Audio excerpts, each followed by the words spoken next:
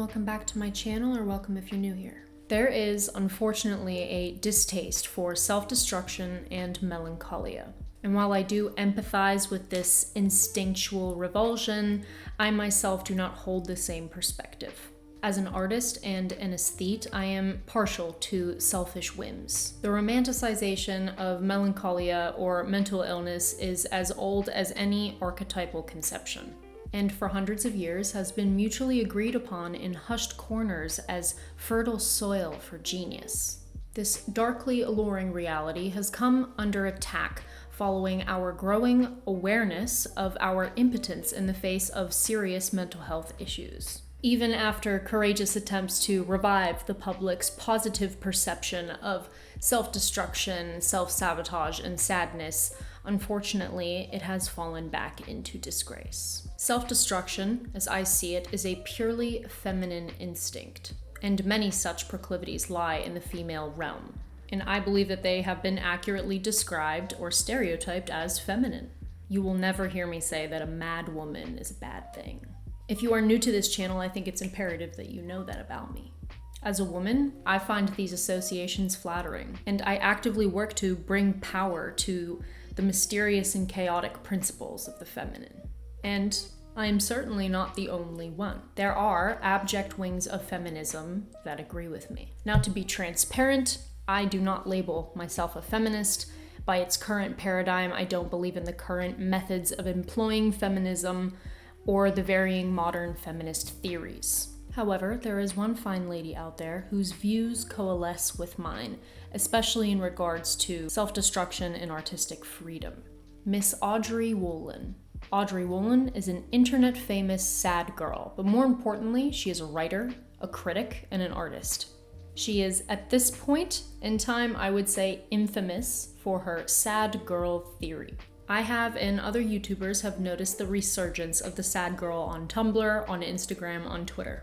But I think its reiteration is diluted and starkly unvarying from person to person. Obsessed with Lana Del Rey, ballet, drugs, thigh-high tights, obscene behavior, anorexia, Diet Coke, the book My Year of Rest and Relaxation. And I'm pretty sad that that has become so popular because it really is a wonderful book if it's read properly. Anyway, since there is a resurgence, I propose that we rename it.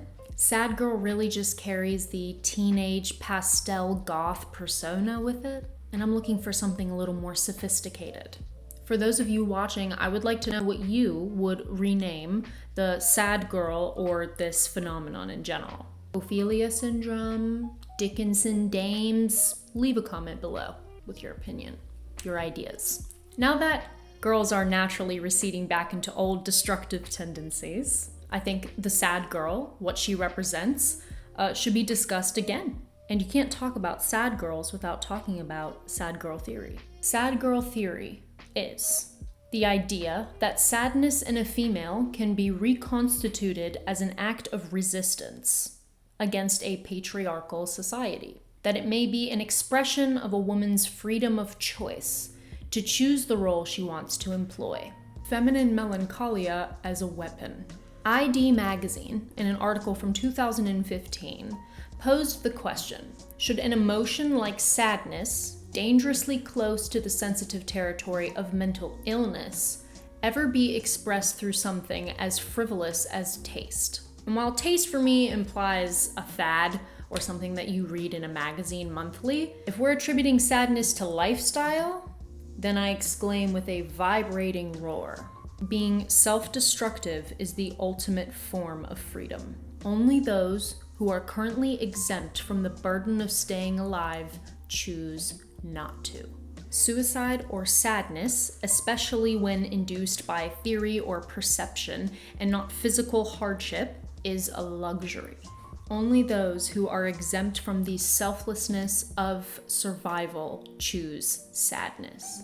The key word being choose, especially if it is a stylistic choice. Audrey Wollen's sad girl theory exemplifies that a woman's choice to do something as superfluous and selfish as indulge in self-destructive behaviors is the pinnacle of liberation, especially in a world run by a masculine ethos. The masculine ethos being progressive, active, ambitious, positive.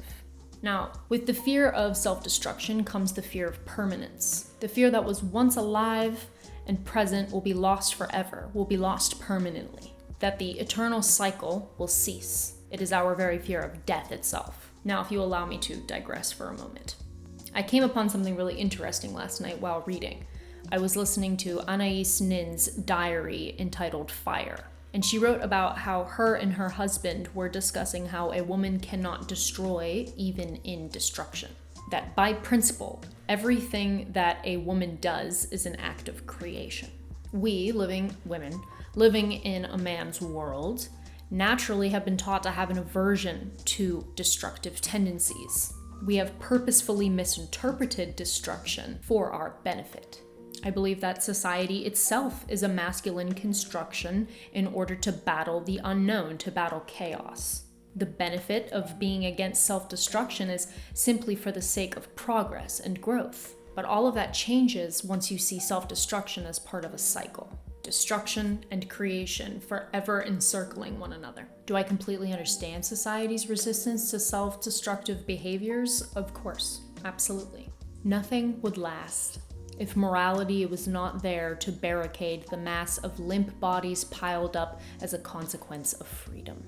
It is only natural for human beings to do the very worst thing when given the opportunity. That's a lesson everyone should learn. And I understand why people do not want these behaviors, sad girl behaviors, self-destructive tendencies, to become widely accepted. With that being said, there is something that I need to clarify here. If you indulge in sadness and self-destructive tendencies and are conscientious of this, you must also be open to the consequences, to anything good or bad that may come of your actions. It must be something that with a light or heavy heart you accept. I also believe that the sad girl or the melancholic woman belongs on the fringes of society. She is a beautiful leper. She is the vagabond artist. I do not subscribe to the idea that melancholia as a lifestyle is something to be accepted by society. If it was, it would not hold any value. The sad girl is free to do whatever she pleases in a world that threatens her self-sovereignty. And the sad girl chooses melancholia. The sad girl chooses premature death, isolation, the thrill of books and good music, the masochism of malnourishment. The sad girl is offered life and politely declines. The sad girl arrives and leaves as quickly as the butane flame from her Bic lighter. She is a woman who chooses her fate. A sad girl is an artist, a curator of her own life. A sad girl is born to die. There are many media outlets and people out there that claim society has conquered the sad girl, that the sad girl era is over and we should be happy about it. But that's a trunk full of fake Birkins if you ask me. These people honestly think that they can kill this archetype, that we can transcend an instinct as real and involuntary as breathing. The sad girl, or whatever you want to call her, is as perennial as poisonous lilies. She will come back year after year, reminding you that within every woman and every man, there is the great desire to destroy everything. Alright everyone, thank you so much for watching this video. I hope you enjoyed it. Again, please do let me know what you guys want to rename the sad girl, because it sounds really childish to me. I've never really liked it. And Audrey Wollen conceived of sad girl theory while researching the suicidal woman trope. And honestly, I just like the sound of that better than sad girl. Sad girl just sounds so reductive and small, punitive. Not a fan of it, because I think the sad girl archetype or persona is far more complex and beautiful than sad girl gives it credit for. Those words. I think the lifestyle is far more elegant and deserves a better name. So let's figure it out together. Also, let me know if you guys were sad girls back in high school when the wardrobe was atrocious. We were living in 2010's Tumblr, and honestly, I think at the end of the day, sad girl theory just reveals the existential problem of just being a woman in general. I think reducing it to a political statement almost undermines it. I mean, there's a reason why sad girls talk about suicide. And it's not just because it's for fun. I think that the true sad girls or the suicidal women or the melancholic women have something to actually be fearful of and depressed about. Just their condition, I suppose. A woman's condition. Anyway, yeah. Please like, subscribe, and I will see you guys next week. For sure. Bye.